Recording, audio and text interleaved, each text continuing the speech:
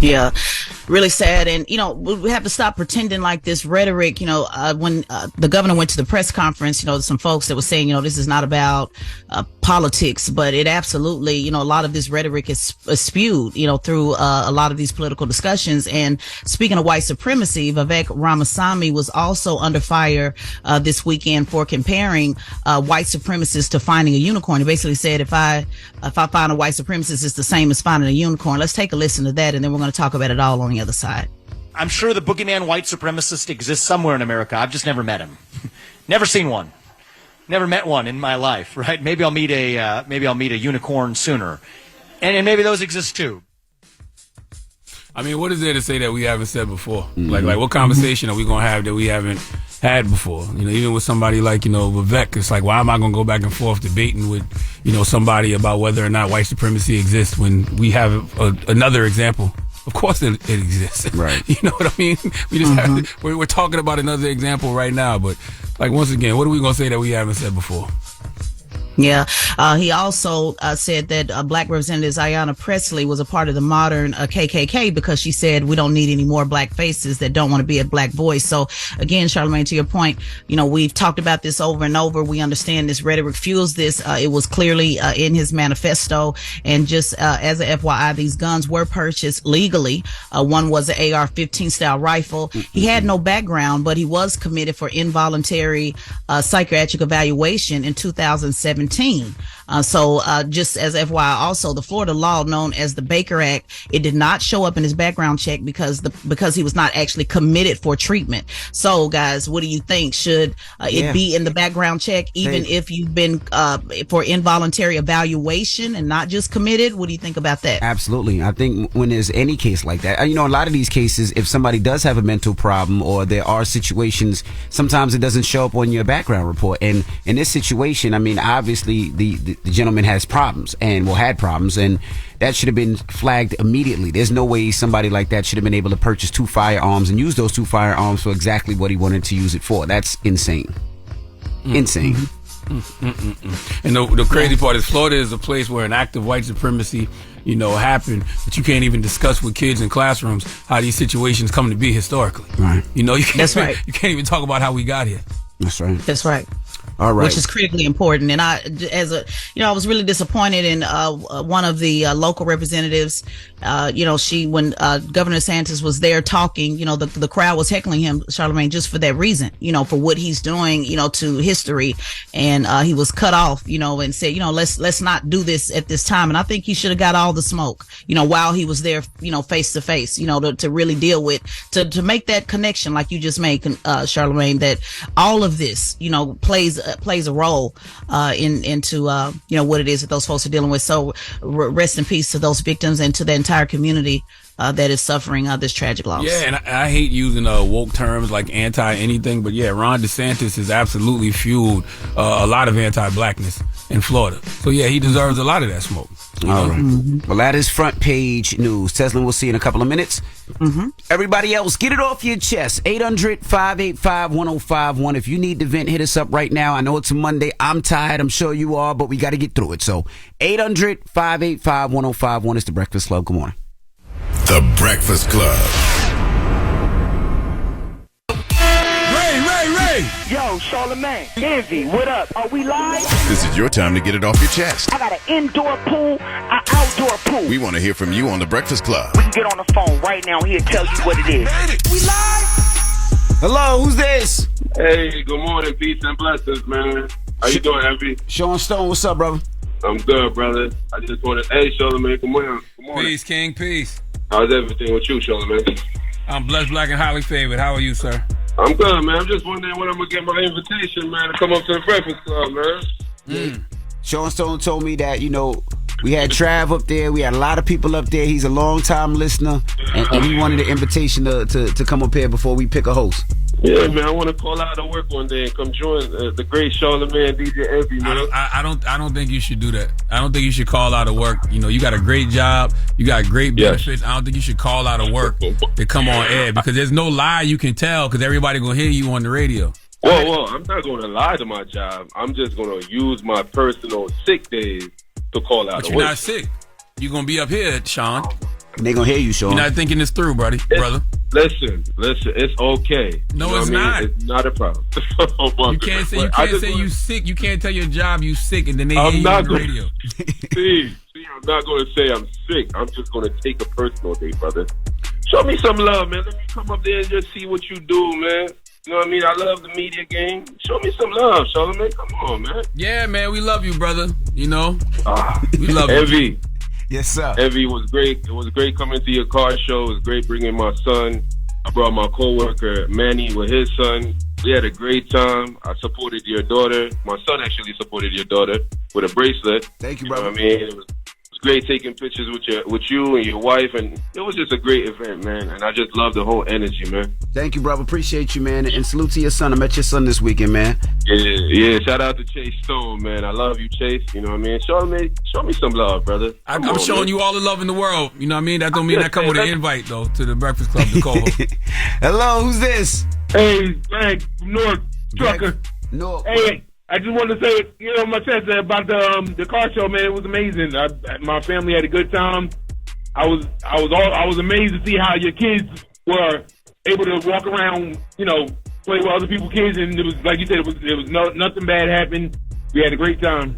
Yeah, my kids had a great time. I mean, they love the car shows because it gives them an opportunity to really just enjoy themselves. And like I tell everybody, that's what it's about. It's your kids playing with my kids, and we have enough security and safety there to make sure all the kids are straight. But also, it's a big community. Everybody's looking over each other kids, and just everybody had a great time. And salute to you bringing your family out, brother. Appreciate you. Hey, thanks. Hello, who's this? Yeah, good morning, Breakfast Club. This is Blue from the Bronx. Blue from the Bronx. Get it off your chest, brother. Yeah, this one right here is for Charlamagne. You know how you always say Florida people are crazy, the Bronx people are crazy? That's a fact. He'll say this little slick, he'll make a slick remark, but then he don't let nobody respond. He hang up the phone. I just want you to stop hanging up the phone. Give the man a chance to respond. I don't even control the phone, sir. But go ahead, respond to him. Yeah, I just want him, like I said. There's some crazy people in the Bronx, yeah, but I'm just saying, you don't never give nobody a chance to respond. So what I'm telling you is, all the slick stuff you be saying, give a man a chance to respond. It's not slick. It's a scientific fact. That's all I'm on. The craziest people in America come from the Bronx and all of Florida. This is science, sir. Why are you arguing with science? I mean, all I wanted you to do when you make your slick remark, instead of just hanging up, I'm letting you respond and you're not responding. You just showing how crazy y'all are this morning, sir. I try to let him respond. He just said, I just want you to let me respond. I let him respond. Then he just said, I just want you to let me respond. He's just showing how crazy they are. 800-585-1051. Get it off your chest. Call us up now. It's The Breakfast Club. Good morning. The Breakfast Club. It's a new day. This is your time to get it off your chest. Wake up. Whether you're mad or blessed. It's time to get up and get something. Call up now. 800-585-1051. We want to hear from you on The Breakfast Club. Hello, who's this? What's up? Good morning, it's Zach from Rockford. Hey, Zach. Get it off your chest, brother. Okay, so two things real quick. It's really silly, but it always bothers me with the new movie that just came out, that the Ninja Turtles were born and raised in New York, and none of them got a New York accent. They don't speak Spanish. They don't speak Jamaican. Shut up. Nothing. They just speak like they're from, that is true. Illinois. That is very true. Up, no, he's absolutely right. You're absolutely correct, and that is a very astute observation. Yo, it's not. Not everybody in New York is Caribbean or Spanish. Yep, dude, it is nuts. And the second thing, I released a single this Saturday. It's called On the Daily. My name is Zach Ziplock. It'd be dope if y'all could check it out. All right, I will say the most New York thing about the Ninja Turtles is their disguises when they're out and about are just overcoats and the hats. Yeah. You know what I'm saying? The detective hats. Yep. Only in New York could you get away with that because they look so suspicious, but don't nobody give a damn. Because everybody minding their business. In New York, they can only get that off in New York. Hello, who's this? Hello. Hello. You can hear me? I can hear you. Oh yeah, I want to talk about that situation in Florida. It's just embarrassing. Why did that guy did it? To get Ron DeSantis attention, but there's one good thing that came out of it. What is that? That he's dead?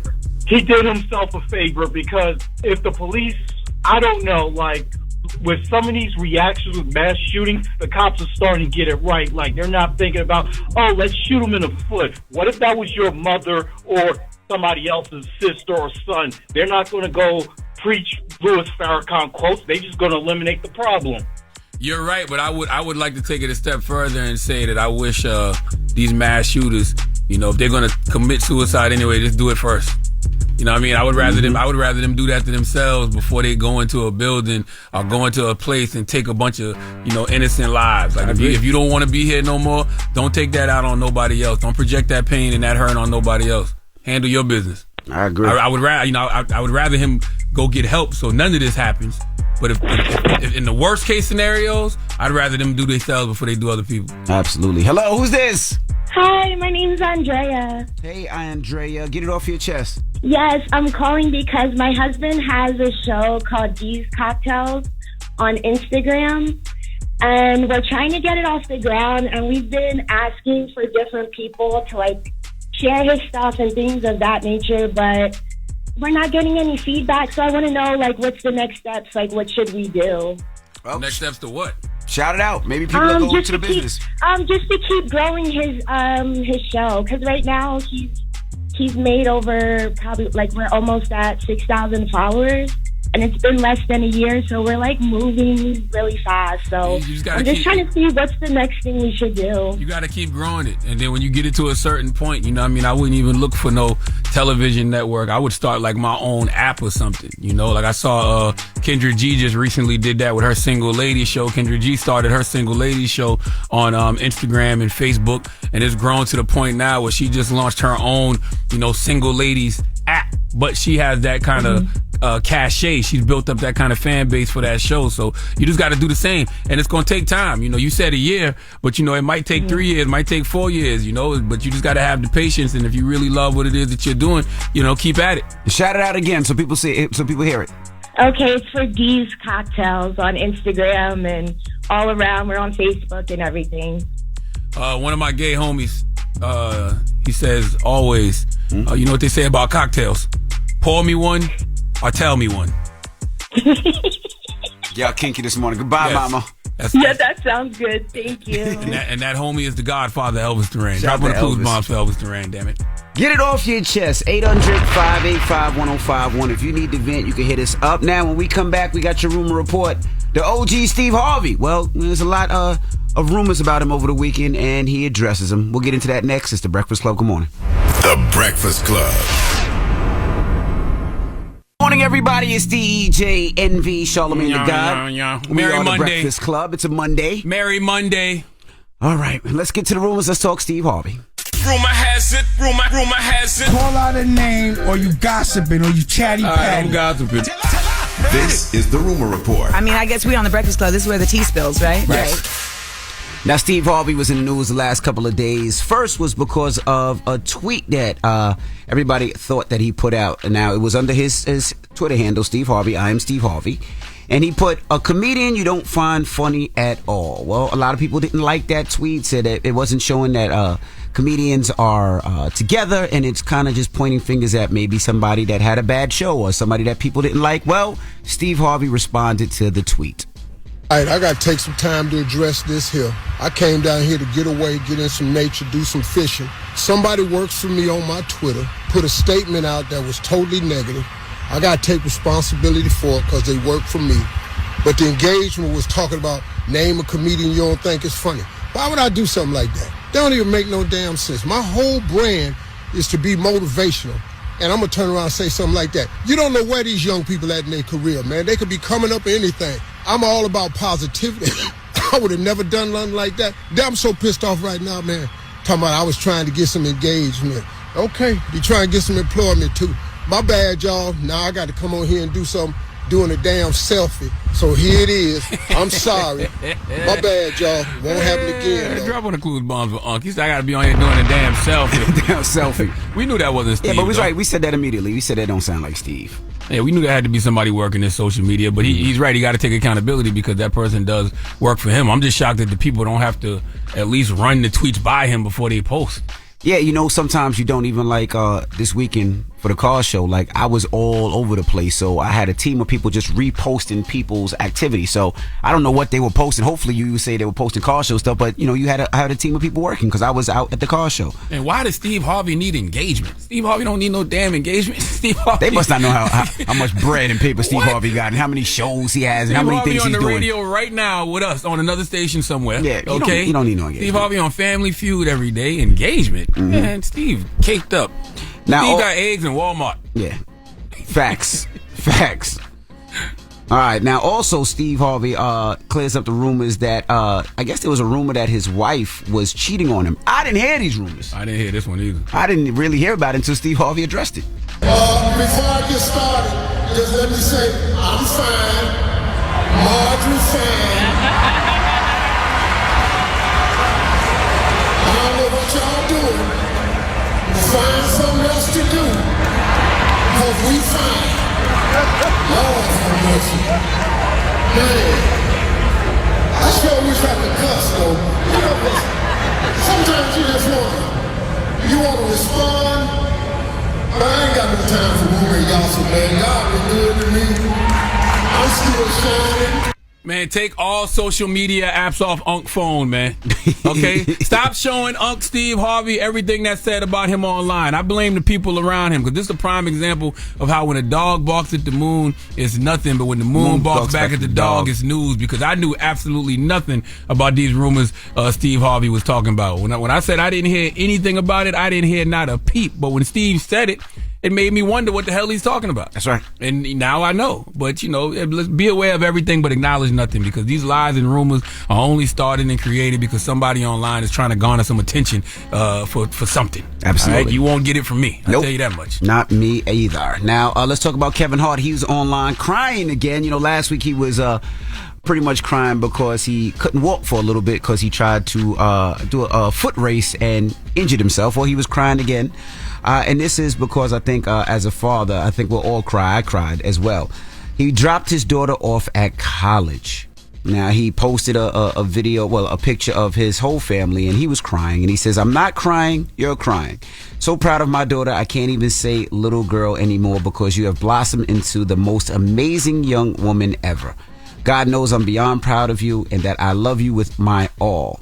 Fly, have fly. The world is yours. My baby girl is off to college. I cried in the car. # the hearts." Salute to Kevin Hart. Shoot, I cried now, and I don't got to do that for another couple of years. Oh, you gonna cry? You gonna cry? I cried now thinking about it. You gonna cry? Well, man, when you got to take that stuff up into her dorm room and you're setting up her dorm, and she's just like, "All right, guys, see you later." Yeah, you I'm just not like, doing all that. Like, see you later. Mm-hmm. What you not doing? Yeah, I'm gonna hire somebody to do all that. What you mean? To carry stuff in there and set up. Yeah, I'm not doing all that. No, she can do that. That's part of the college experience, like setting up the dorm room. Yeah, okay. I didn't go to college. Right, but maybe her mom knows that. I don't know. But you got to do that for your daughter, like set it up and put the posters on the wall. I'm not the handyman, bro. I know my limitations in life. I've never been a handyman. You could put a sticker on the wall, bro, and you could help make a bed. If she wants to stick it there. You could help her put her clothes in the So what you gonna do? You just gonna sit there and cry? I'm gonna pay for her goddamn tuition. That's what I'm gonna do. Let me come over there and punch you in your Beijing, bro. Ask me what the hell I'm gonna do. I'm gonna pay for her damn tuition. All right. Make sure she ain't got no student loans. All right. Okay? What the hell you talking about? What I'm gonna do? You gonna help see how her do people that? disrespect daddies all the time? What you gonna do? No. What the hell you mean what I'm gonna do? Well, yeah, you pay for the tuition, but you still got to do that. Not really. I ain't gonna lie, Logan, he was like, all right, y'all, peace. He threw his boxes in one, he threw his tank tops in another, he threw his shorts, and he was like, all right, I'm out, let's go. My daughter was all into lights and things. Logan been the man of the house, so See? you know this ain't nothing new for him. Shut up. All right, Man, him to go be the man on campus, that ain't nothing new. He been the man in this house for at least the past 5-6 years. Okay. All right. You done? I'm just letting you know. Right. All right. All right. Well, that is your rumor report. Now, when we come back, we got front page news. Tesla Figaro will be joining us, and Fab Five Freddy will be joining us. Fab Five Freddy, he's does the 50 Years of Hip Hop podcast. If you don't know who Fab Five Freddy is, he's one of the originators of this. He was one of the first VJs on MTV. We stand on his shoulders. There's not a hip hop journalist, radio personality, media personality that don't stand on the shoulders of Fab Five Freddy. He laid the foundation that we've all built things on. That's right. And we're gonna talk to him coming up. So don't move. It's the Breakfast Club. Good morning. The Breakfast Club. Your mornings will never be the same. DraftKings Sportsbook is an official sports betting partner of the NFL. Download the DraftKings Sportsbook app today and use code ENVY for a special offer when you sign up. That's code ENVY. Only at DraftKings Sportsbook.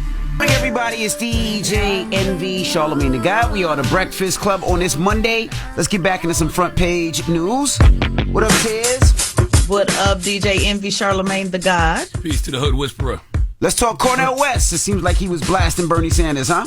Yeah, it's so interesting because CNN actually asked Senator Bernie Sanders to respond to the question we asked here on the Breakfast Club about Senator Sanders supporting President Biden. Let's take a listen. He recently criticized you for endorsing President Biden's reelection. Listen to what he said.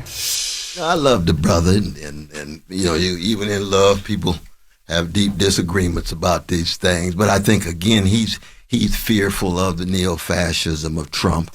What's your reaction to that? Where I disagree with my good friend, Cornel West, is I think in these really very difficult times where there is a real question whether democracy is going to remain in the United States of America. You know, Donald Trump is not somebody who believes in democracy, whether women are going to be able to continue to control their own bodies, whether we have social justice in America, we end bigotry.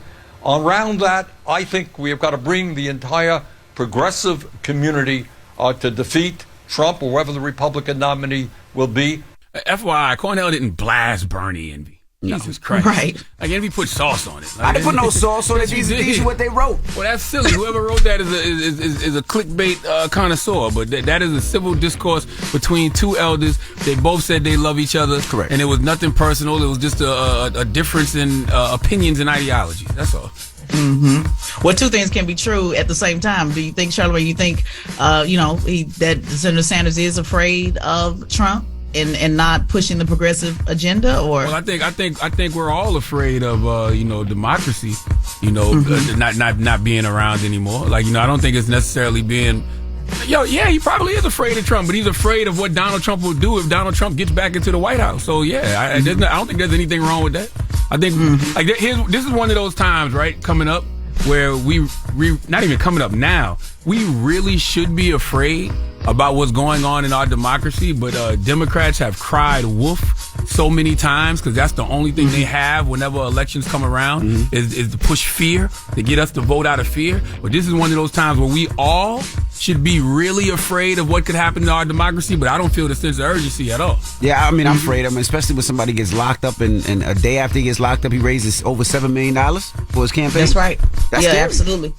Yeah, he raised $7.1 million after the Georgia arrest, $4.1 million on Friday alone, which was the single highest 24-hour period of his campaign to date. And just to add a little bit of context to Dr. West, when he answered that question, we were talking about, for those who want to go back and watch it, we're actually talking about Senator Bernie Sanders endorsing without leverage. And so remember, we were kind of wrapping that conversation around should Senator Sanders have asked for more leverage before he came out for President Biden immediately, because he was the first one that endorsed him. So that's just a little bit of context to that conversation as well. And also, too, man, that money that Trump raised, that won't be enough. Like, you got to run a campaign and you got to pay lawyer fees. And when you look at it in the bigger scheme of things, I think they were selling those shirts, $47 a pop. Let's just say one person bought a shirt for $47. That's still only like 150,000 people. So I was thinking about this weekend, right? All the support that it looks like Trump has, I don't know if he necessarily got it, because remember, we were thinking that people were going to be tearing the streets up, if he started getting arrested and stuff. He's got 91 criminal charges, been indicted 4 times. I ain't seen nobody bring no smoke yet. Not that we want them to, right? But I don't think that the energy is there like we think it is.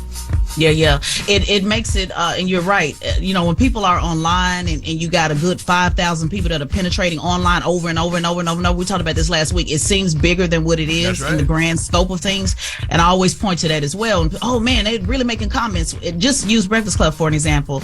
8 million listeners that listen on the radio, 10 to 20 million that listen on the podcast. That's not even including, YouTube and Facebook and all those things. So when you see 10,000 people or 5,000, even 50,000, it seems like a big big number, but the reality of it is, when you talk about millions and millions of voters, it's not representative of, what people are actually thinking. But it appears that way because, as we talked about, conservatives or Trumpers or whatever you want to call them, they organize really well in making it appear bigger than what it is. So are there black vendors out there that are selling shirts? That's what I want to know. Are we getting some money off of this as well, or what? And then I was looking at ABC News yesterday, and it said that polling shows half of Americans want Donald Trump to suspend his campaign. You know what I mean? So I don't know if this like Ted just said, this support that we see online, this noise we see online, I don't know if it's reflected in the real world, man. But you know what? Maybe it's not in the streets, but I mean, it seems like they donating in their pockets. You know what I mean? $7.1 million in 2 days is a lot of money. It is, but it's like and it's in 4 point. This was the highest. You said the highest 1 day total? It is, but it's 150,000 people if you do the math. It's roughly around 150,000 people if one person bought a shirt for $47. Well, and just for clarity, single highest 24-hour period for his campaign. Okay. So not in history, but just for his campaign. Okay. And again, they said $3 out of $4 that is raised will be spent on legal fees. And don't forget all of those other defendants, they don't have attorneys as well. So folks are saying, are you going to help them out? You're going to slide them a couple of dollars, put it on their books, help them with their attorneys, something. So you said a lot of this money. Out of $4?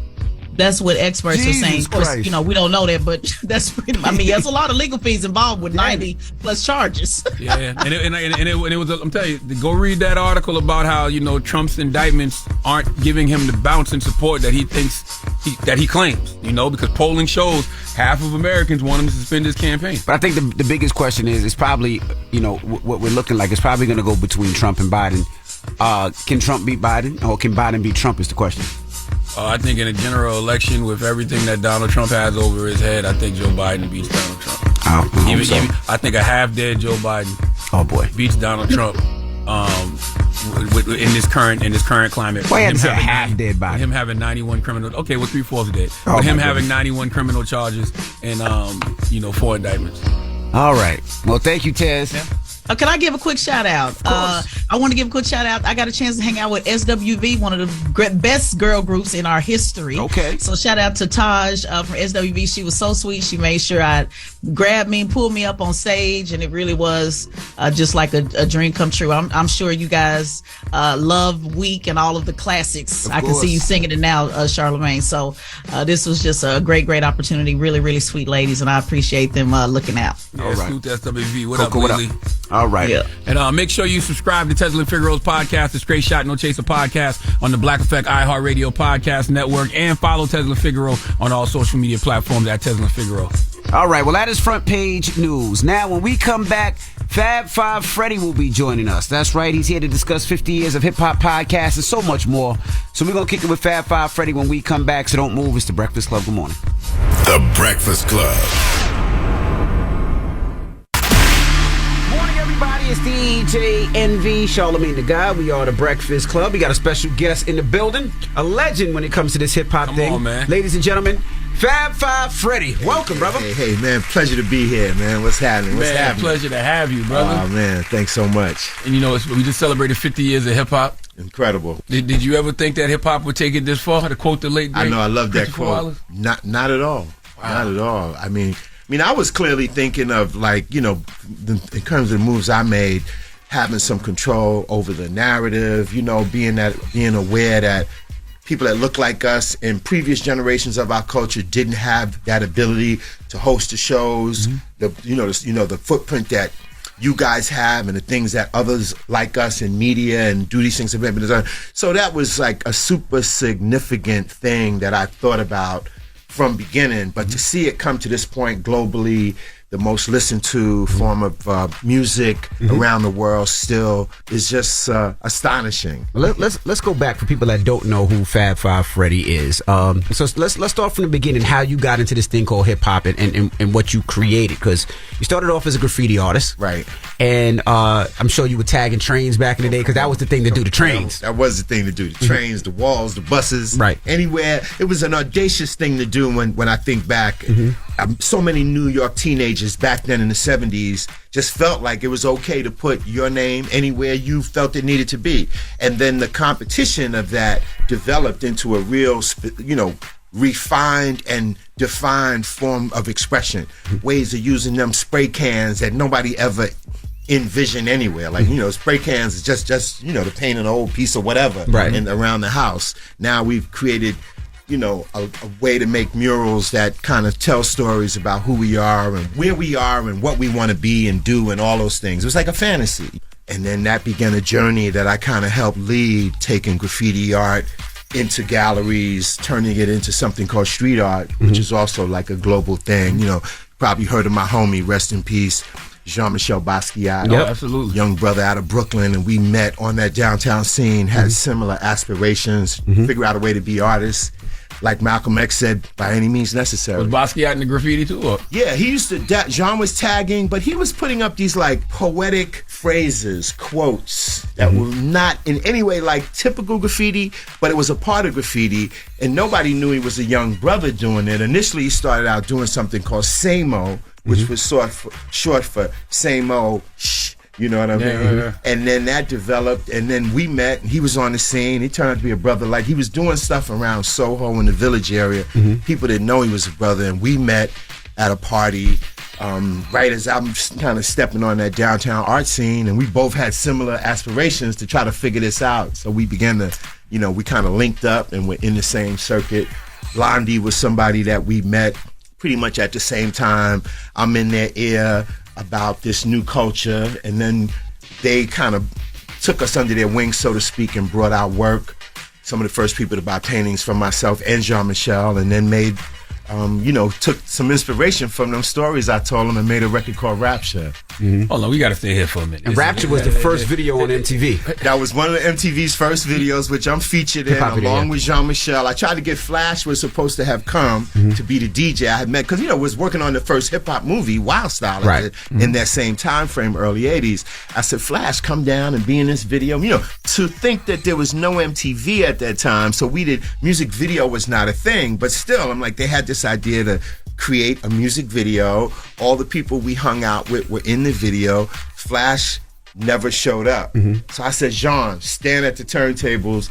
And I tried to tell him, but Jean just stood there with a grin on his face. So in the Rapture video, about Basquiat. Yeah, Jean-Michel Basquiat. So as Debbie starts to rap, and the first line is Fab Five Freddy told me everybody's fly, she's saying it to Jean, and then she, the song goes on. So that turned out to be one of MTV's first videos when the channel launched. And close to 10 years later, they were kind of pressured into trying to, to do a show about rap music, and I got the call. Yo MTV Raps. Raps. What MTV was trying to do, it's interesting that you guys are now, have this big position doing radio. Because of guys like you. Absolutely. Because of guys like you laying that foundation. Man. Yep. Well, the thing was, radio was pretty segregated, and in the American charts, England was different. That's why I referenced America. Pop pretty much meant white, essentially. Right. So no matter what kind of record you made, if you could, make a record that was pop in all the descriptive ways, the people doing it were black. They would most often end up on the R&B or the soul chart or the dance chart. And so MTV was set up to try to mirror that. A visual form of what American radio stations were. And so when black acts got big, they were like, why am I not getting any love on there? And so with the exception of a little Lionel Richie, a little Prince, there was very little black music to be seen. And then I think it was Michael Jackson's label, Columbia's CBS, if I'm not mistaken, Epic, whichever one of those, really pressured them. And they said, listen, we're going to pull all our other acts, which included Bruce Springsteen, off of MTV if you don't play Michael Jackson. I think that specifically was Billie Jean. And then they played it, the numbers went through the roof, and then came Thriller and everything like that. So that really, they had to realize that it's time to change up that attitude. And then there were two young white guys at MTV, Peter Doherty and then Ted Demme. Rest in peace. Peter I'd known on the downtown scene. He knew moves I was making with Blondie and hip hop's first film, Wild Style. And so he was in their ear, like records were selling like crazy. Run DMC, LL, some of those first early hip hop records were going crazy. No marketing, no promo. And so they said, okay, we're going to try this out. And they tried it. And you wasn't upset with leaving, or you wanted to leave, or was it? Well, when it ended, about 6 or 7 years in, which was incredible run, was kind of sad that it came to an end, but I realized, like, you know, those acts that debuted on Your MTV Raps were so pivotal. They were so defining of the culture. Like, the first time people saw, you know, Tupac, NWA, you know, Luke, and them, I would go to these areas where they were. Yeah, you invented that. Everybody that's doing these shows now where they go to where people are, that's absolutely Fab Five Freddy. Fab Five Freddy invented the on-location conversation. And I know you said you didn't see hip-hop going this far, but as far as hip-hop becoming mainstream, you played a big role in that. Like, when I think of the movie Wild Style, like, what did that movie mean to you and hip-hop at that time? Yeah, the idea that I had for Wild Style was to show a way to show the connection between all these elements that are part of hip-hop now. That didn't exist before. So the idea was to make a film that showed the connection between this rapping, this DJing, the breakdancing, and the visual form of expression, graffiti. And I hooked up with this cat, Charlie Ahern, who was an underground filmmaker on the downtown scene in New York. He had made a super low-budget movie about Kung Fu that had caught my eye. When I linked with him, I basically pitched this idea for the movie, and he said, essentially, let's get busy. So then we started researching, going to parties in the Bronx, going to the T Connection, the Ecstasy Garage, meeting Busy Bee, Cold Crush, Fantastic, Funky 4+1 More, including Shy Rock. And that was how, to jump back to the Blondie thing, when they got the opportunity to host Saturday Night Live, they also got to pick who the support act was. And they wanted to bring somebody hip-hop on. So we talked about Flash and the Furious Five. Of course, they were big. But then I said, you know, the Funky Four, similar to Blondie, has a female, like, out front. And I thought it was a nice counterbalance. All right, we got more with Fab Five Freddy. When we come back, don't move. It's the Breakfast Club. Good morning. Morning, everybody. It's DJ NV, Charlamagne the Guy. We are the Breakfast Club. We're still kicking it with Fab Five Freddy. Charlamagne? I keep hearing you talk about you wanted to make sure hip-hop was presented in the right way. Correct. Right? So I wonder, like, what are your thoughts on the genre of hip-hop now? Well, you know, hip-hop has continually amazed me with the different turns and the evolutions that have happened within it. That's been the most fascinating thing for me. Some of the things that I've hoped for have come to light. Like, I remember in the very early days when it was all pretty much throw your hands in the air, waving like you just don't care. Everybody say, ho, it was pretty much a party, uplifting kind of vibe. And that was cool. But then I said, man, if somebody can figure out a way to say something that was socially relevant, I knew that would elevate us. And that was the message. Broken glass everywhere. You know, don't push me because I'm close to the edge. Really articulated how a lot of people were living in New York and other hoods. And everybody got the memo that we can now throw our hands in the air and have a party, but we can talk about our realities in these streets. And that was exciting. So there's been things that have happened along the way that I've been really enthusiastic about. Obviously, when the conscious movement came in, me working with KRS-One in the beginning, and Chuck D and everything, that opened up a whole nother chamber that was incredible. Didn't see it coming, but it was definitely needed.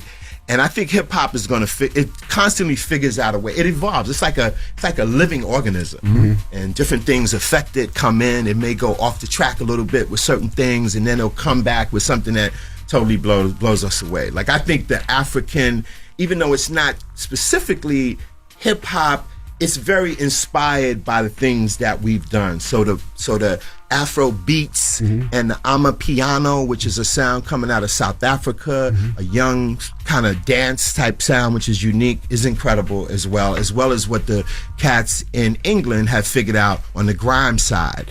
You know, Stormzy and those cats that were constantly in the early days of what they were doing, they were constantly trying to emulate rap groups from over here. I went to England and covered them during the Your MTV Raps era. I remember London Posse was one of the hottest groups at the time that had a New York, East Coast kind of rap flow, but they never really blew up as big as they wanted to in England. But then they figured out how to do it in their own way, with their own slang and their own way of speaking, and they made some dope records and blew up. Yeah, because I thought about that with y'all. Like, what was the future for VJs back then? Like, did y'all even know what the future looked like? Like, what did y'all aspire to be after the VJ thing? Well, good question. Thankfully for me, I was doing something prior. I was already making moves, you know, making art, you know, making films like Wild Style. And the VJ thing just came to me, really, honestly, which was great, people would run up to me, I want to do this. How do you do it? I was like, man, I'd be awkward because I'm like, I can't tell you how to do it. There's no go to VJ school and do this. It was just a moment. Clearly, MTV is a different, all that stuff like doesn't exist. People can do, millions of people do that on YouTube, if you will. So there wasn't really a clear path, if you will. But if you, like you see, like I think interestingly, Ed Lover going to radio along with Dr. Dre initially and being really good at it was a great transition. There were some people that had worked at radio behind the scenes and whatever that then came to MTV. Stephen Hill had been a radio person that then transitioned to become one of the producers at MTV. But yeah, I that's a good one, man. There wasn't too many clear paths other than radio or some type of TV announcing, maybe commercials and whatever. But for me, like I wanted to just get back to doing the things that I'm doing. I'm like an obsessive creative, and so that's it. It's just creating, and that's still what I primarily do. Do you remember that day you shot with NWA? When you went out there? Yeah, that was a good one. Yeah, and it became a lot of people's favorite show. I remember it vividly. We had been playing videos by Easy on the channel, and Ted Demme he would talk to Easy often, and Easy was like, "Man, I want y'all to come out. We have a new group," and I remember them sending us a memo the day before. Said, "Listen, nobody, don't wear anything red or blue, anything black. No black either." No, I'm sorry. Red or blue? Bad. Red or blue. Wear black is what they said. And I was like, man, I've been to LA a bunch of times, but I didn't understand the dynamics in the hood. I'd be in West Hollywood, in and out, on some art business or what have you. And so we was like, okay, so we want to show people this scene. So let's rent a flatbed truck and let's ride around because, we hadn't seen like what the hood was like or any semblance of LA. And so we meet at the Welcome to Compton sign, and then we get on this flatbed truck and ride around and do segments from the truck. They take us to a swap meet, and they give us a little insight on how they live. And it was crazy. I knew it was going to be a great show. I get back to the hotel, and I put the Walkman on, got the cassette of the new album, the NWA album, Straight Outta Compton. I listened to it for the first time, and I'm literally snatching the headphones off my head. Can't believe the things that they're saying. F the police and just the aggressiveness, and the music was amazing and incredible, but the things they were saying, I was like, man, MTV is not gonna let this happen. They're gonna pull this, man. We done shot this incredible show riding around. Nothing's gonna happen. Well, the videos, they weren't able to play the video for Straight Outta Compton, but they still had other videos and other content, and the interview played. And it took off. Man, it took off so lovely. When you hear the Mount Rushmore of hip hop, right? Who's on your Mount Rushmore as far as artists are concerned? Well, when I get asked those kind of questions, I'm basically like, I've loved so many, and I'm also aware that there's different eras where different people were the most important people at that time. Right. So as the eras have evolved, that my Mount Rushmore would be various versions based on, but I'm a lyrics guy. Okay. Primarily. So based on lyricism. Oh man, it'd be in the beginning, I'll screw up and I won't, I'm sure there's names I'll forget, but in the beginning, of course, Can only be 4 for every era. Look at you, Melly Mel, Mo D, Kaz, Cowboy, okay. And then going on further from that, Kane, Rakim, G-Rap. Okay. People forget about G-Rap a lot, and I don't understand why, because when you listen to G-Rap, you clearly get it. Oh man, his lyrical game was masterful. Just incredible way he played with words. Who else was my other 4 from that early period? I guess I would have to I'll drop a Cube in there. Cube, okay. And then moving forward, Biggie, Pac, of course, I'm stuck right now. Okay. I can't think of all the names that I would love, but pretty much those that, Nas, of course, who I luckily got to direct one of his first One videos. Mic, right? He did One Mic. One Love. Yeah, that Q-Tip produced, So, man, and then to see Nas still putting out incredible music on a consistent basis, it's like a jazz artist. It just, look, I got something to say. I'm not pressured. It's not about the paper, if you will. I'm just want to express this. I'm going to drop this on you. And so it's He just get that from his pops, probably. One more time? He probably get that from his pops. Yeah. Oludara, who used to live near me in Harlem, and we would talk because, and that's a key thing that Nas has, similar to something that Rakim has. Both of them, obviously, Nas' dad's a jazz musician. Rakim had jazz musician. It was a singer, I can't remember her name, but earlier connection to jazz and that sensibility, I think is a big part of his flow and his dynamic as an artist. All right, well, don't move. We got more with Fab Five Freddy when we come back. It's the Breakfast Club. Good morning. Good morning, everybody. It's DJ NV, Charlamagne the Guy. We are the Breakfast Club. We're still kicking it with Fab Five Freddy. Charlamagne? You did Pac's first interview, right? First time on national TV. Okay. A lot of those cats, the first time I interviewed Pac was on this set of the movie Juice. And then we held that show until the movie dropped a few months later. And then we aired it, and I'm also did a cameo in Juice as myself, hosting Your MTV Raps while the DJ battle was going on. And yeah. Talk about that set, Juice. Classic movie to this day. Man, amazing. Really so many good stars from that movie too. Yeah, a lot of good stars, a lot of just really good dynamics. And I'm pretty sure Tupac would definitely have excelled in acting and clearly would have been Oscar nominated by now. His dynamism on the screen was just something, I think, like people like that have been able to do it in music and then do it on the screen. It's just a rare group of people that have been able to do that and still, resonate to us in such a powerful way. But yeah, Pac and I were pretty tight. Now, the second time I interviewed Pac, once again, this was pre-Death Row. I liked this one because it was the first time I knew his background, that like he had a Black Panther link family-wise, and that was the first time he'd spoken about that when I pulled that out of him, and he explained how his mother was Panther, father, that fire and that awareness of what they were fighting for was a part of his consciousness, so which was really interesting. He was a dynamic cat. He could be the most militant FOY, Fruit of Islam, Black Panther, and then spin on a dime and just be the illest thug.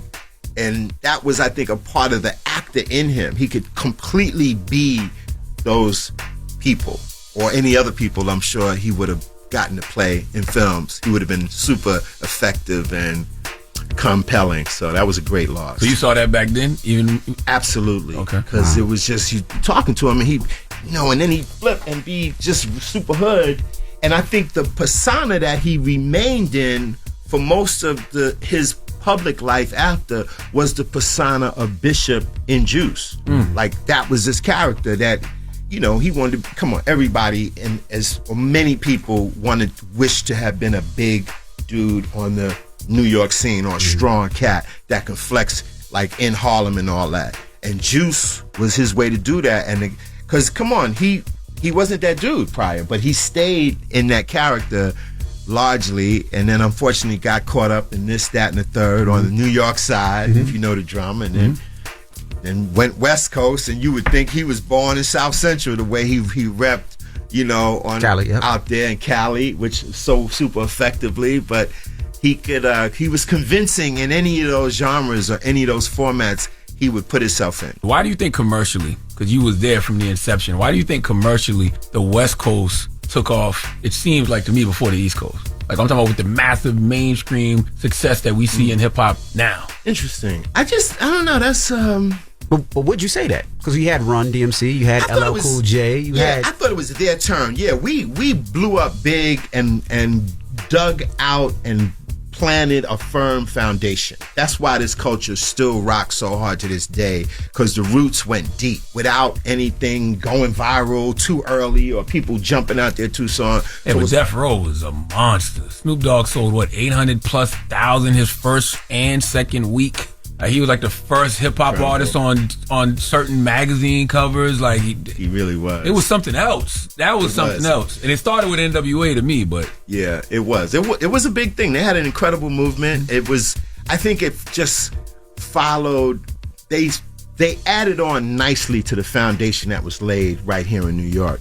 And then once again, I was honored to get to direct Snoop's first video for What's My Name and turned him into a dog.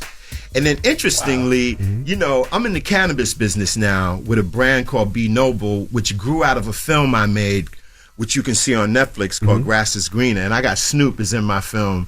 And Snoop tells a story, which I didn't know, that Dre, I spent that whole summer living with Dre in Calabasas because the first day of shooting Snoop's video, him performing on VIP Records, right after that, we changed locations in Long Beach. That turns into a near riot. That's like not more than a year after the LA riots. So we got shut down. Dre says, Fab, I got to finish Snoop's album. If you can chill and hang, we will get the video done.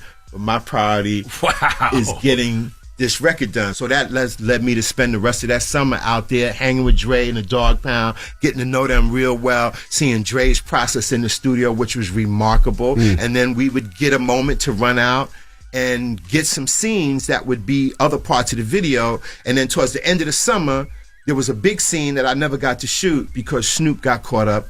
Famously, murder was the case. I said, man, I'm out of here. This is just enough's enough. I'm going back to New York. I want to document. Like Fab, you need a document. Absolutely. Like you yourself, like you have to tell your story because you know I hear it in bits and pieces. Whether I've seen Vlad TV interviews, and, you know, of course, read the New York articles and stuff. But I'm like, you need the proper telling of your tale. How did you get your name?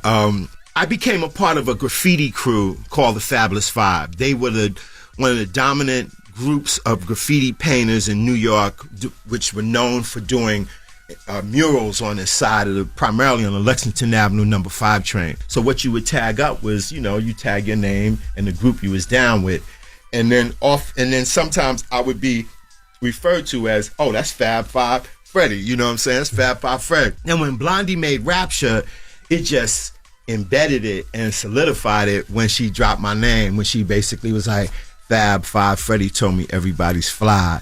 And I was like, man, wow, I never thought of it as the whole thing, but that's a good look, you know what I mean? She represented and gave me a look, and it boomed. So that's how that really came together. I just want you to tell people how difficult it was to tag trains back in the day. It was. So just talk about that briefly. There's a great documentary that was done the same time we making Wild Style, early 80s. There was a documentary called Style Wars that illustrates, in fact, Kay Slay, who was a young graffiti writer named Dez, is featured as a young graffiti writer, and he's you see him in Style Wars. Yeah, I mean, you had to know where the trains, what we call the layup, or in times when the rush hour is not running, the extra trains are placed in different areas in the city, sometimes in tunnels, sometimes at the yards. So you had to know which train you wanted to get up on, where that train was going to be, whether in a tunnel or way up in the train yards at the end of the train line somewhere. And then you had to be stealthy on some ninja type energy to get up in there, because one of the objectives was also, you know, not to get caught. And so you had to have all those pieces together to get in, get out, and hopefully not get caught. You ever got caught tagging a train? Never.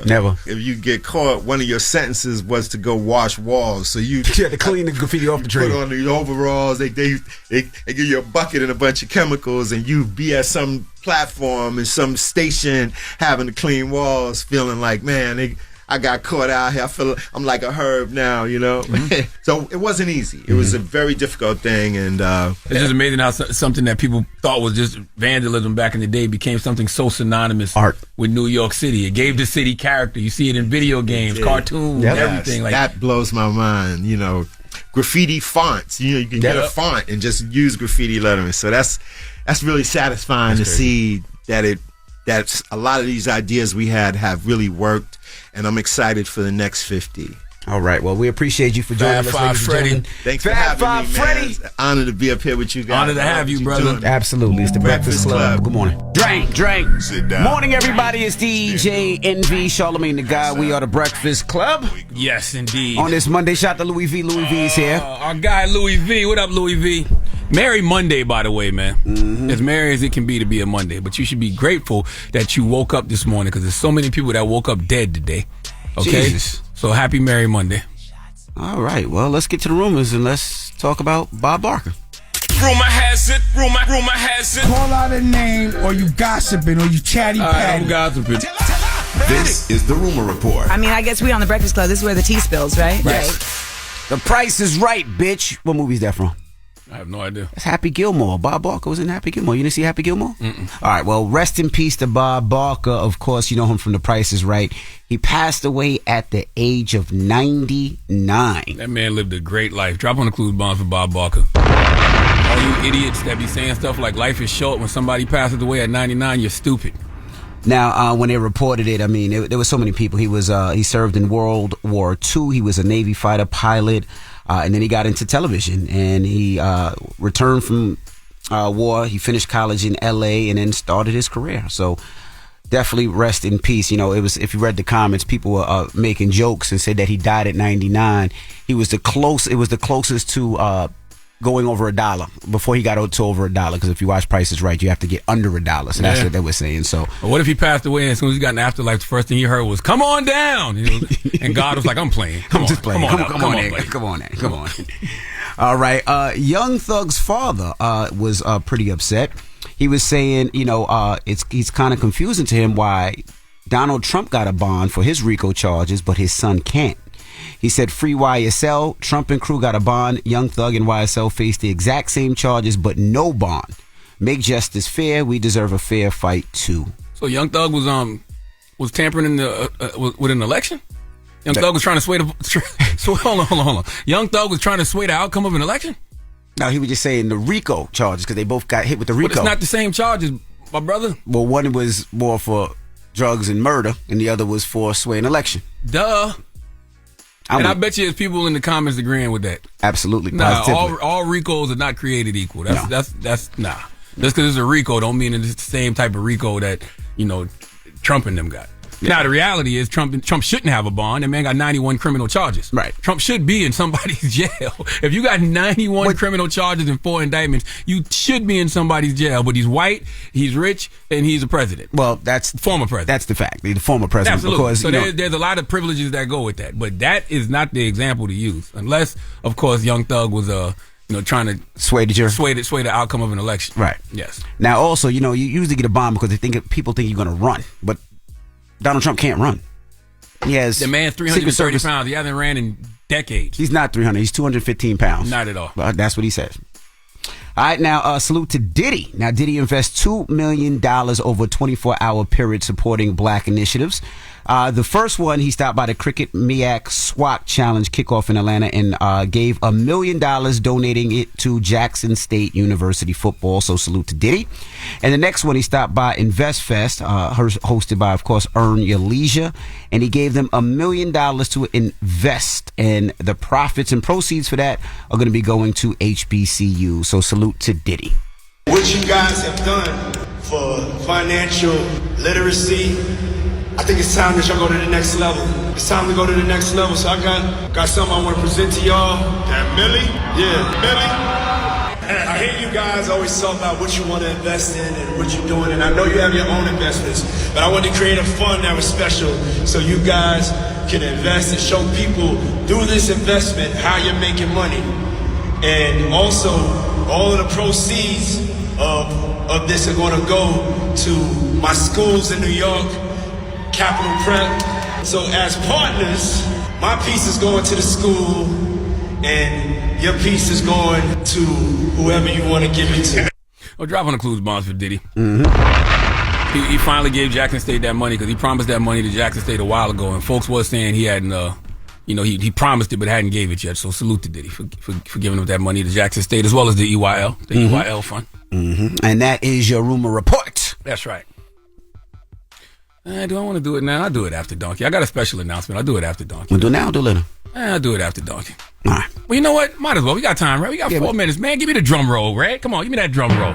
Okay? All right. Now, I got a special announcement. If you know anything about me, then you know I am a huge mental health advocate. It is something that I decided a long time ago to make my life's work. I wrote a book about it. I started an organization called the Mental Wealth Alliance. Facts. Our mission is to treat, train, and teach, provide substantial state-of-the-art mental health services for underserved black communities across the U.S. Facts. And a few years ago, myself and my organization decided every World Mental Health Day or around World Mental Health Day, we wanted to have an event called the Mental Wealth Expo, a day where we bring together some of the best mental health experts and activists in the country for a day of mental health education and healing. So I want you to save the date, put it in your Google Calendar, Saturday, October 7th at the Marriott Marquis in Times Square from 11 a.m. to 4 p.m. The 3rd annual Mental Wealth Expo is happening. Drop a bomb. That's right. Don't get me Annie up at a time like this. Come on, man. What's up, man? Okay. It's a day of mental health experts and advocates. All right. Dr. Alfie Breland Noble, Carson Daly, Dr. Rita Walker, Michelle Williams, Dr. Jay Barnett, Brandon Marshall, Angela Rye, Dr. Jonathan Lassiter, Elliot Connie, just to name a few, man. All things mental health. We got panels, live podcasts, breakout rooms, including Me Eternal, addressing the complexities of the Black maternal health crisis. It is free and open to all ages. Okay, that will never change. You know, it's always free and open to all ages. Just go to mentalwealthexpo.com for more info. That's mentalwealthexpo.com for more info. But save the date, October 7th, Marriott Marquis, Times Square, 11 a.m. to 4 p.m., the 3rd annual Mental Wealth Expo. Okay? Drop a bomb again. See you there on October 7th. Go to mentalwealthexpo.com for more information and all that good stuff. All right. Yes. Now, donkey today. Who you giving a donkey to? Man, we need Noah Lyles to come to the front of the congregation. We'd like to have a word with him, please. We'll get to that next, so don't move. It's The Breakfast Club. Good morning. The Breakfast Club. Your mornings will never be the same. The darkest evil in the Conjuring universe returns in The Nun 2. The sequel to the worldwide phenomenon, The Nun, follows Sister Irene as she comes face to face with the demonic force Valid, the demon nun. The Nun 2, now playing only in theaters, rated R. I was donkey up the day. Made it. Damn, the hee-haw again. It's time for donkey of the day. I ain't trying to be donkey today no more. They should be embarrassed by what they already did. I'm not making these people do these things. Called donkey of the day, and it really caught me off guard. Damn, Charlamagne, who got the donkey of the day today? Well, just hilarious. Donkey of the day for Monday, August 28th goes to U.S. track star Noah Lyles. First things first, congratulations, young man. Okay, Noah Lyles is 26 years old and he won 3 gold medals this weekend at the 2023 World Championships in Budapest. He's the world's #1 ranked 200-meter runner. And he's also in the top 5 in the 100-meter, according to World Athletics. Drop on the clues bombs for that young man. Noah Lyles is his name. Now, with all that he's accomplished this weekend, how come when I Google this man's name this morning, all I see is a bunch of articles from Sports Illustrated, the Bleacher Report, talking about the NBA. Talking about NBA players clapping back at U.S. track star Noah Lyles' world champion comments. What do you mean, Uncle Charlotte? What did Noah Lyles say about the NBA and why? Well, let's listen to what the young man Noah Lyles had to say. World champion of what? The United States? You know, the thing that hurts me the most is that I have to watch the NBA Finals and they have world champion on their head. World champion of what? The United States? Don't get me wrong. I love the U.S. at times, but that ain't the world. That is not the world. We are the world. We have almost every country out here fighting, thriving, putting on their flag to show that they are represented. There ain't no flags in the NBA. Nah, that ain't it, y'all. Young King Noah Lyles, why? You know, the late, great Larry King told me once, Charlamagne, the most important question you can ask in an interview is why. And I believe we have to start applying that to life. Just ask why sometimes. Why, Noah Lyles, on the biggest day of your athletic career, you just decided to randomly shoot at some other people who aren't even playing the same sport as you. Now, in theory, Noah's probably right, but we all know why the NBA is called the World Champions, because the NBA is considered the premier professional basketball league in the world, okay? And the teams that win the NBA Finals are considered to be the best in the world at the sport of basketball. Noah said there are no flags in the NBA. It's several. Okay, American, Canadian, Serbian, the Democratic Republic of the Congo, Spain, Senegalese, French, okay, whatever Luke is. All right, Noah, the best players in the world come to play in the NBA. Okay, the last 3 MVPs of the league aren't even American. Giannis, Jokic, Embiid, okay, And American James Harden hasn't won an MVP since 2018. And look, I'm not going to argue semantics with you because technically you're right. Even though the NBA is the best basketball competition in the world, okay? Even though Michael Jackson once said, we are the world. Even though Nas said the world is yours. But I'll go back to the question Larry King said to always ask, why? Why spend your moment throwing shade at other people? Your moment. Throwing shade at a whole other sport that has nothing to do with you. When I heard these statements, I didn't think you were American. I just assumed you had to be from another country talking like this, looking down on us arrogant Americans. But I didn't hear an accent, and I was like, damn, he runs for the USA, so what's his story? And it didn't take long for me to figure out what's the problem here, ladies and gentlemen. Noah Lyles, young man, 26 years old. Where you think he from, Envy? Florida. Gainesville, Florida. Knew it. What does your Uncle Charla always say about the great state of Florida? The craziest people in America come from the Bronx and all of Florida, and Noah Lyles is clearly no exception.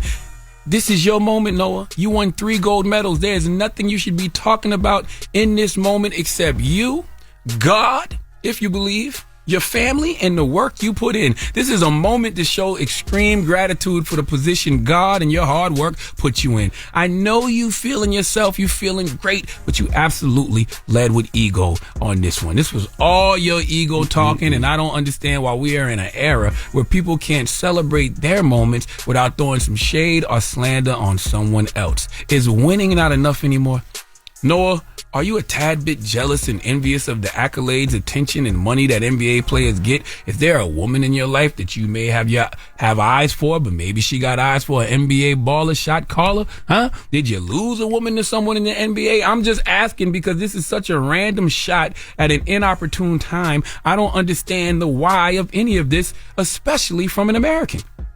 I don't know what caused you to step on your own moment like this, young man, and you can't moonwalk it back like the man who told us we are the world. Only thing you can do is watch how you step moving forward. But that won't stop us from asking why would a U.S. athlete throw shots at U.S. sports on a day when we should be celebrating U.S. athletes and U.S. sports for being the best in the world. What do we learn from this situation, people? Well, it's a lesson we should all know. But never build yourself up by tearing someone else down. Please give Noah Lyles the sweet sounds of the Hamiltons. Oh, now you are the donkey of the day. You are the donkey of the day. Yee-haw. Such a random shot. Such a random shot. All right. Well, thank you for that donkey today. BET. We'll see you guys tomorrow. So peace, BET. Yes, indeed. All right. Everybody else. Why are you acting like you don't know what we're doing? I do. Let's open up the phone lines. 800-585-1051. So there's this new app, Text with Jesus. All right. Now, this app is done with ChatGPT, and it's an app where it says that it's for devoted Christians seeking a deeper connection with the Bible's most iconic figures. So let's open up the phone lines. 800-585-1051. If you can text anything to Jesus, what would it be? Like, for instance, right? If I'm Charlamagne, I might say, Jesus, why am I so short? No, I wouldn't say that. If I'm Charlamagne, I might say, Jesus, why is my package so small? What are you talking about? Or if I'm Charlamagne, maybe I might say, Jesus, why did I lose my hair so early in life? If you get a chance to talk to Jesus, Envy, at a time like this, you're wasting your time asking those questions. There's some more important things you could be talking to Jesus about right now. But that's what we're asking. 800-585-1051. Personally, I would ask Jesus, let me talk to your boss. I want to speak to the owner. Where's your father? All right? That's what you said? Get the big man on the phone. So you playing, right? I'm not playing. I want to talk to God. Okay. Okay? That's what I would say. If I got the opportunity to talk to Jesus. God's not available right now. If somebody knock on your door right now, and hopefully the kids ain't answering the door, but if one of the kids answers the door, they not going to want to talk to the kids. They want to talk to the parents. Correct. I want to talk to the owner. Where the daddy at? That's what you're going to say? That's what I would say to Jesus. What's up, Jesus? Good to meet you. What's your pops at? I talk to Pops. Got to talk to your Pops, please? Your Pops around? Yes. Your Pops around? Really our Pops, technically. Okay? That's what I would want to know. What about if Jesus treats you like New York treats Seventh-day Adventists and be like, Pop's not home, and don't even open the door for you if you try to knock on the door? What New York doing? Why would New York do that to the Avengers? The Avengers saved the whole damn city. I ain't say Avengers. I said Seventh-day Adventists. All right, anyway, 800-585-1051. If you could text Jesus, what would you ask? What would you say? I bet you the craziest answers come from people in Bronx and I can't Florida. wait to hear. Let's talk about it when we come back. It's the Breakfast Club. Good morning. Pull out your phone. Call in right now. Call me. Add your opinion to the Breakfast Club topic. Break it down. 800-585-1051. The Breakfast Club. Steady calling my phone. It's topic time. Call 800-585-1051 to join into the discussion with the Breakfast Club. Morning, everybody. It's DJ NV, Charlamagne the Guy. We are the Breakfast Club. Now, there's a new app where you can actually text Jesus. That's right. It's called Text with Jesus. Now, ChatGPT returns the text. Now, this is for devoted Christians seeking a deeper connection with the Bible's most iconic figures. So, we're asking 800-585-1051. If you could text with Jesus, what would you ask? Did it say that Jesus is the Bible's most iconic figure? Well, you could not only Jesus, other people in the Bible too. You could text them as well. Okay, I know Jesus is more popular than everybody else in the Bible, but he ain't more popular than his daddy. And Right. I think that's what we forget sometimes. You know what I'm saying? Jesus is the Son. God is the Father. Okay. So if I got the opportunity to talk to Jesus, I would say, why am I speaking to management? I would like to speak to the owner. Because technically, we all God's children. Correct. So why do I got to talk to you, my brother, to talk to our daddy? Can I speak to Pops? Right. That's what I would ask. That's what Jesus. you ask. That's what I would want to know. Can I speak to Pops, please, Jesus? Now, what happened? Jesus said no. I'd be like, why are you acting like that, bro? You know what I'm saying? Why are you blocking me from talking to my pops? Like, why do I always only got to talk to my pops, you know, in my room, on my knees, alone? You know what I mean? Or when I'm driving in my car. Why can't I have a conversation with Pops right now? Now, why we say you sound ungrateful? You sound like the kid that the Pops Pops never showed up for Christmas. I mean, come on. Okay. You know? Touché. And that's the other thing people should be asking Jesus. Why they got your name headlining all of these things, but you not really the headliner? They use you, Jesus, but you're not really the headliner. Easter, it's the Easter Bunny. Christmas, Santa Claus. Oh, Santa Claus, the Grinch. It's mad people that got more popping storylines around Christmas than Jesus. Okay. The Tooth Fairy. I mean? Yeah, true. I see what Jesus you're ain't saying. got nothing to do with the damn Tooth Fairy. No, I mean, somebody got to lay that money down. Nothing to do with the Tooth Fairy. Let's go to the phone lines. 800-585-1051. Hello, who's this? Hey, it's Beast Bug out of Yonkers. BEASTBOOG. Okay. All right, man. You got a chance to text Jesus. What you gonna text him? I was just asking why we still in 2023 going through the things we going through, all the racial motivated crimes from these white guys, you know, and why he gave us the will to be so forgiveful for it. Jesus gonna say, I didn't give you that. Jesus gonna say, I didn't give you that. That was my dad. Okay. In fact, Jesus gonna hear these hard problems and be like, man, y'all got to take this up from my pops. Okay. Hello, who's this? Hey, this is Ladarius, man. From where, Ladarius? Oh, I'm from Michigan. Well, I'm from Alabama, Birmingham, but I stay in Michigan. Okay, well, you text Jesus. What you texting him? Well, if I'm texting Jesus, the first thing I would want to know is, I know birds and the bees, Jesus created that. Flowers. What about the trees? Everybody uses birds. It is everywhere you go. I wonder if Jesus ever used. Hey, what is he? I can't even understand him. What you saying? What would you text Jesus, bro? What would I text Jesus? I wonder, you know, Jesus created birds and the bees. I wonder if he ever used trees, because that's a product of his too. You gonna ask Jesus about the birds and the bees and trees? No, so you gonna text Jesus? Yeah, and see weed. if he smoke I'm talking weed. about I'm talking about herbs. I wonder if he ever used. So you want to text Jesus if he smoke weed? Yeah, I wonder if he ever did. He created it. I wonder if it's a great product for humans. I'm sure he did. You heard of the burning bush? Yeah, see what I'm saying? That's what I'm talking about. No, nothing but saluting to Jesus. Come on, man. Salute to Jesus. Jesus. Birds ain't nothing but great product. Listen, the reality is not only was Jesus probably high, everybody around Jesus was high too, because they thought that man walked on water. You stupid. I mean, think about it. Like, come on now. We all hallucinate. This man was probably amazing, but damn. Walking on water? You think Jesus smoked Reggie? No, hell no. Jesus got the finest of kush. Hello, who's this? Yo, it's your boy Drew from the Daily Wrap-Up Crew. What's good, y'all? Drew, what's up? What would you text Jesus, brother? Yo, I'm going to have to ask Jesus, why every time when you break up with a young lady, you got a small all of a sudden? Jesus gonna tell you, take that up with Pops. Pops designed that too. You know what I'm saying? God designed that too, yo. What's up with you? But they be loving it right. They be loving it right before then. You get what I'm saying? It's the biggest they ever seen. But as soon as you break up, that shrimp all of a sudden. Bro, you got that a lot. You small. You just admit it. Just say I'm small. Yeah, I'm a grower, not a shower. Come on, don't be putting my business down the street. I'm the same way. I'm a grower, not a shower. Right. You know what I'm saying? You might see me out the shower and prejudge me. You know what I'm saying? But then when I get excited, look out.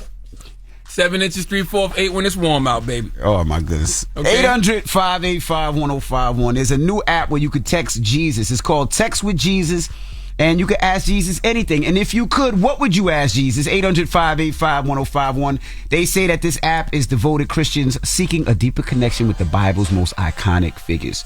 Now, the app reportedly uses ChatGPT's AI technology to interact with you. So that's what we're asking. 800-585-1051. Let's discuss this. The Breakfast Club. Good morning. Good morning, everybody. It's DJ NV, Charlamagne the Guy. We are the Breakfast Club. Now, if you're just joining us, we're talking about this new app called Text with Jesus, where you could text Jesus anything. We're asking, what would you text Jesus? That is the question. Hello, who's this? What's going on, man? What's going on, morning crew? Why your phone so crazy, brother? I don't know. It's the echo. Okay. So if you could text Jesus anything, what would you text Jesus? I would ask Jesus, where's the Garden of Eden at? Oh, that's a good one. I know it's still on this earth. Okay. Where do you think it's at? It has to be somewhere over there where it all started at. Jerusalem, Bethlehem, like near there or something. You know what's so crazy? There's a rumor, and I don't know if this is true, but this is just things that I read. They actually say the Garden of Eden is in Florida. Like the alleged site of the Garden of Eden is in like somewhere in Florida. I forgot where in Florida, but it's in Florida. Okay. Hello, who's this? I'm dead serious. This is Prince Creed from Virginia Beach, Virginia, by way of Patterson, New Jersey. Okay. Good Breakfast Club. What up, Prince? Now tell us, if you could text Jesus, what would you text Jesus? I would text Jesus why he's allowing the devil to live that long. Because I know it's stated in my lessons back in the days and why did God make devil, right? To show forth and prove his powers, right? And that he would destroy the devil in one day. I'm like, yo, God, the devil is living thousands of years now after that one day. So I would ask God, why he didn't take the devil off our planet? What if Jesus said, let me talk to Pops, and then Pops, God, says the only reason the devil is still alive is because y'all keep submitting y'all will to him. Because you can submit your will to the God in you or submit your will to the devil in you, but so many of us choose to continue to submit our will to the devil in us, and that's why the devil is still alive. You ready for that answer? Yo, that's a good answer. And you know what? I can see Jesus saying that. You know what I mean? Because we do usher the devil in with our complaints and the whole nine. That's right. So Charlamagne, I truly agree with that. I won't even be mad at that answer. That's right. I would text Jesus. I would ask if Jesus was a Knicks fan. I would definitely ask why did he create the Dallas Cowboys. That definitely ask that. You know, the president of the Fat Lives Matter committee who works with us, he said, I would ask Jesus, if you want us to be healthy and in shape, why a salad $17, but yet you have a $1 menu? Once again, Jesus is going to say, that don't got nothing to do with me. That's y'all humans and y'all free will. That's capitalism, okay? Jesus and God are going to say, we gave you everything here on this earth for free. That's right. Y'all decided to round it all up and start selling it for higher prices. You the one that wanted a Whopper.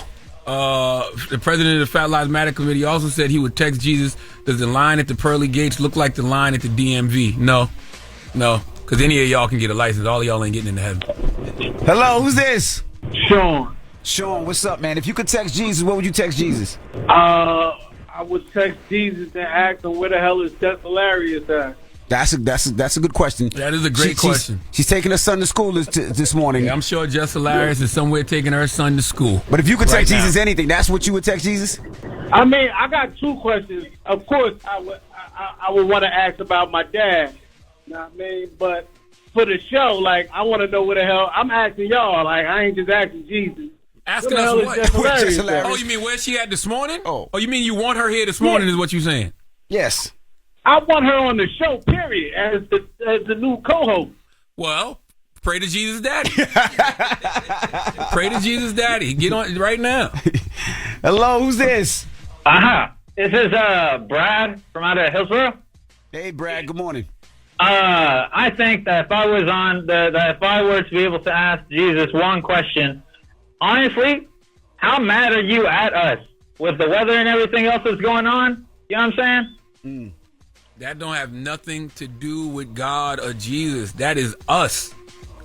We've done these things to the earth. Climate change, okay? All right? We haven't. Yeah, no. I agree with that. But you know how there's people who, whenever they see the world going some type of way, they want to talk about like it's an act of God and all that. I'd want to ask him. You know what I'm saying? Check the facts. Yeah, that way, at least I could be like, nah. I talked to Jesus. He said y'all are wrong. Because none of us want to take accountability for our own actions. But the reality is, man, 95% of the things that are happening to us on this planet are our fault, and it don't got nothing to do with God. Hello, who's this? Yo.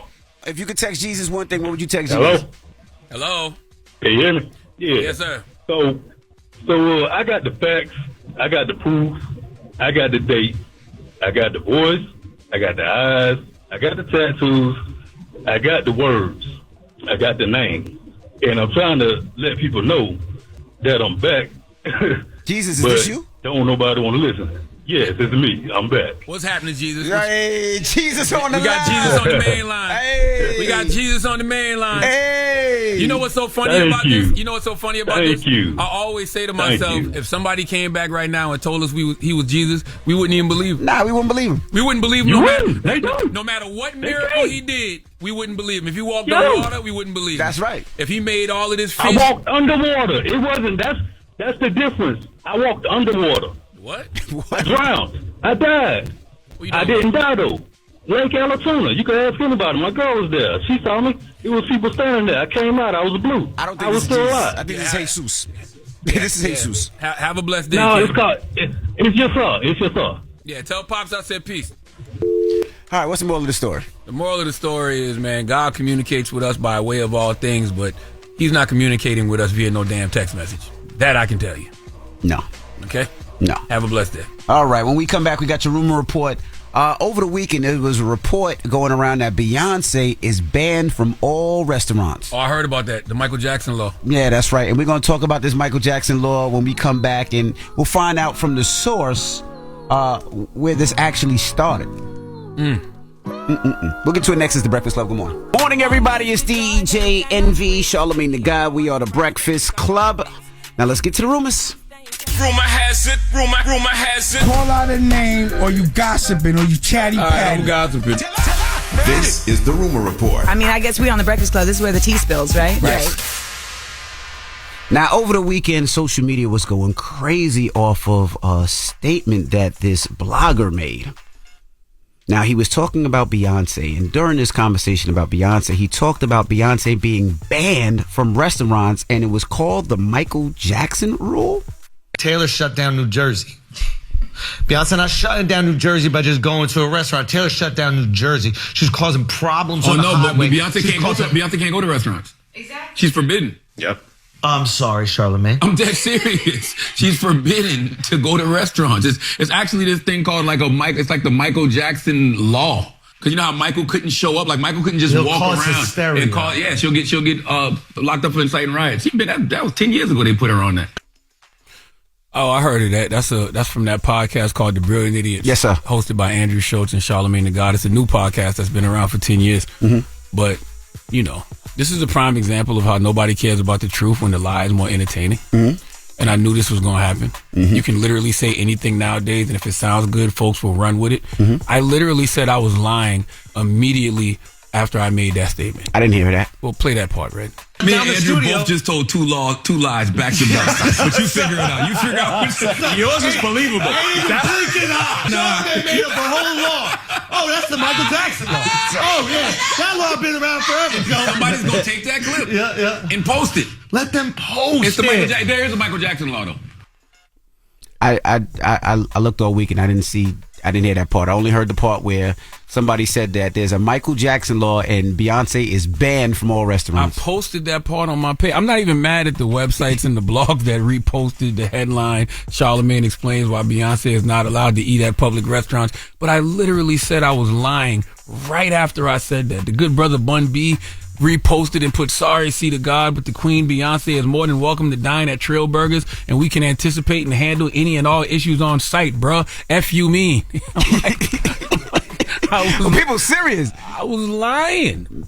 Okay? IHOP Red Lobster mad at you right now. It was a social experiment just to show that nobody cares about the truth when the lies were entertaining. And not only did I say I was lying, I said, watch somebody clip this and it become a headline. So and let me that's ask, exactly what happened. So it's not true. Man, leave me alone. How about that? How about y'all leave me alone on this Merry Monday morning? Now, a blogger who owes Cardi B $3.9 million offers to pay a six-figure sum to settle debt in bankruptcy. And Cardi B is like, nah, I need my money in full. Now, the blogger who proposed this plan said that she will pay $220,000 to unsecured creditors, which includes Cardi B, for 20 quarters. So $220K over 20 quarters, which I think is like $4.4 million, something like that. And that's what she wants to do to pay Cardi B back her money. And now this is all because Cardi B sued the blogger over a series of YouTube videos she posted accusing Cardi B of using hard drugs, working as an escort, and having an STD. That's a prime example of why you better stop just saying things online. Okay? Lord have mercy. All right, and lastly, R. Kelly, the victims are awarded $10.5 million. Now, that's over a threat that shut down the surviving R. Kelly screening. You remember that screening was here in New York City? They were having a screening to show the documentary, and they were all pulled out because allegedly somebody called in and said they were going to shoot it up. Well, the 6 women who appeared in the surviving R. Kelly docuseries have been awarded $10.5 after they successfully sued the disgraced singer and his former manager over a threat that shut down the 2018 screening. Where do you get that money from, though? I guess his. He still gets royalties, right? So it would partly come from those royalties. Yeah, I read something recently where Universal Music Group has to pay like $500,000 in music royalties to the sexual abuse victims. I always thought, I'm surprised that didn't happen sooner. Like I always thought that they would lean on, the label, or the Universal or whoever it is. Well, if to get that money. Well, if Universal's paying, I'm sure it's not Universal's money. I'm sure it's the money that they were supposed to pay R. Kelly. Yeah, from his music. Yeah, from his music. Yeah. All right, and that is your rumor report. Again, let me just salute to everybody that came out to the car show over this weekend. It was a 2-day car show. I'm not doing a 2-day car show. Again, it's just too much work. It's just too much time, too much energy, but we had a great time. Shout out to all the families that came out. Saturday, it was all about the newer cars, and shout out to East Coast Durango, shout out to PCNY RV, and everybody that pulled up. I appreciate it. Shout out to Lola Brooke for giving me her car. Shout out to Little Kim. Shout out to 50, of course. So many different people. I appreciate you. Thank you for trusting me with your cars, and all the families that came out, thank you. And then on Sunday, we did it all old school, so we brought out the old Impalas, the old cars from the 80s and 90s era, and we appreciate you as well. Shout out to Dwight Gooden, Hall of Fame, a pitcher from the Mets who pulled up. Appreciate you too, bro. And everybody that came out, thank you so much. It was a success. The car show season was great, and we'll see you next year. Shout out to Louis V, who was actually on the road with me, on the tour with us, DJing every Louis event. V. Shout out to Red, who DJed this weekend as well. And I just want to say salute to all Red, you put guys. your invoice in for overtime? Because you're only supposed to do an hour. He was supposed to do 2 hours. 2 hours. You ended up doing 6. Yeah, he did 6. No, he took care of me. Oh, okay. Yeah. Right. Yeah, but salute to Red. Red was supposed to do 2 hours. Of course, he runs the boards up here. And no DJ showed up on Saturday. But 9 DJs showed up on Sunday. But Red held it down, so we salute to you, Red. All right, when we come back, we got the People's Choice mix. So don't move. It's the Breakfast Club. Good morning.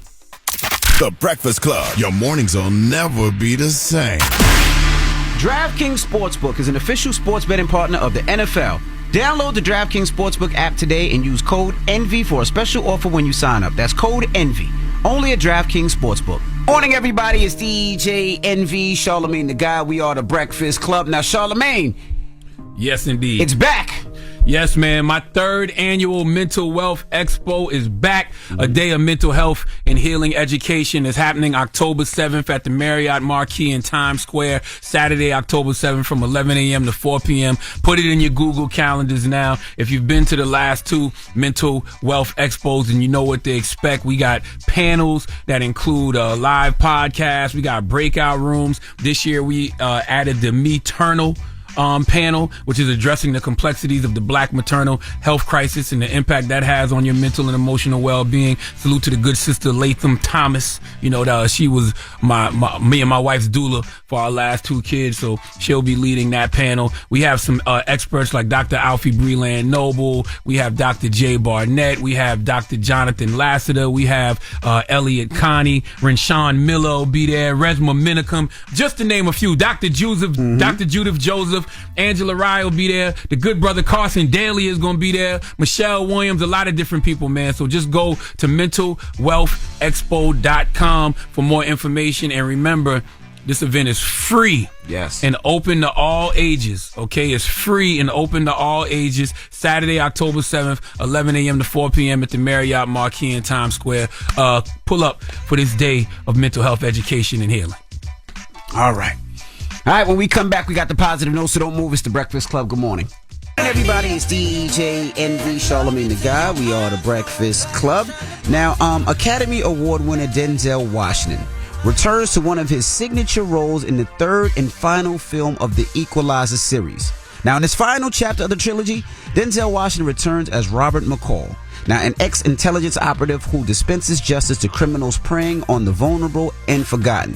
Denzel plays an unapologetic vigilante who uses his skills and training to protect those who can't fight for themselves. Now, in this movie, the stakes are higher than ever. McCall encounters his greatest adversary yet, taking on the most dangerous criminal organization in the world, the Italian mob, on their home turf of Italy. Man, that's going to be dope. Denzel is reunited with Dakota Fanning, who he previously co-starred with in the box office hit Man on Fire. Now, it's directed by Antoine Fuqua. You know him from Training Day.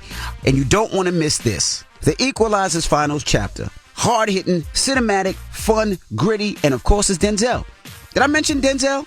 I must have forgot Denzel. So you gotta witness the final chapter. Exclusively in movie theaters this Thursday. It's rated R. You don't want to miss this one. Morning, everybody. It's DJ NV Charlamagne the Guy. We are the Breakfast Club. Now, Charlamagne, it's time to get up out of here on this Monday, man. You got a positive note for the people? I do, man. It's really not just a positive note. It's just something that somebody called in and said earlier, man, when they was like, if they had an opportunity to ask Jesus a question via text message, they would ask him, why is the devil still alive? And what I told him is true. I feel like the devil is still alive because God gave us all free will, and he also gave us the ability to choose. And you can choose to submit your will to the God in you, or you can choose to submit your will to the devil in you. If you keep submitting your will to the devil, don't ask why the devil is still alive, okay? We could kill the devil real quick if we all just started submitting our will to the God in us. And that's my positive note of the day. Enjoy your Monday. Breakfast Club, bitches! Y'all finished or y'all done?